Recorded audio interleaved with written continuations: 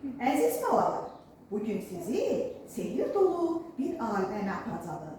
Elə bir aləmə ki, burada balaca köpüklər rəqs edir.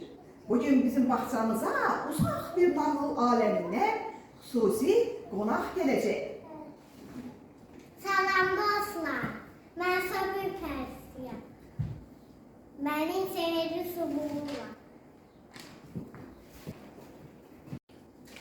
Mən bu sehirli çubuğu yerləsəm, çoxlu sabirlər yaranır.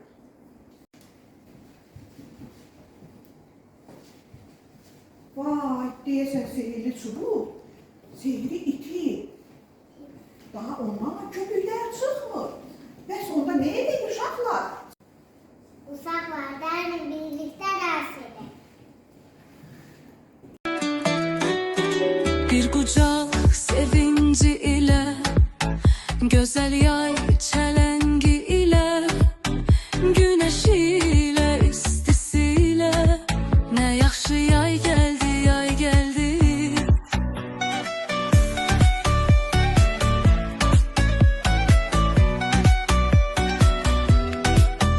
Budur gözəl yay fəslimiz, günəşdən parladıq biz, açır gülür hər ağacın, gözəl yay gəldi ya.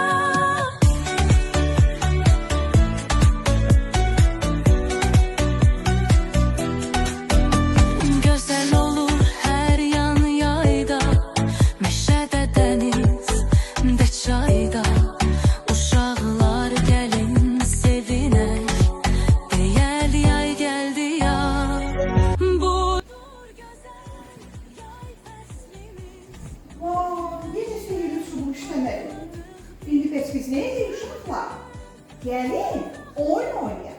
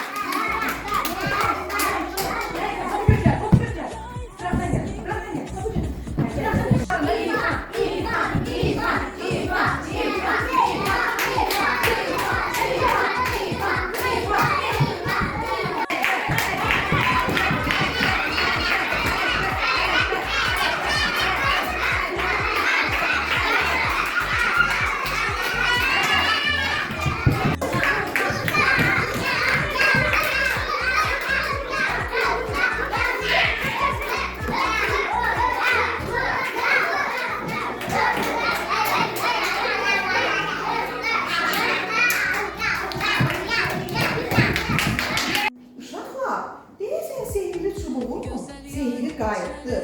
O yalnız gülər, oynayan, bir-birini sevən uşaqların yanında uçar.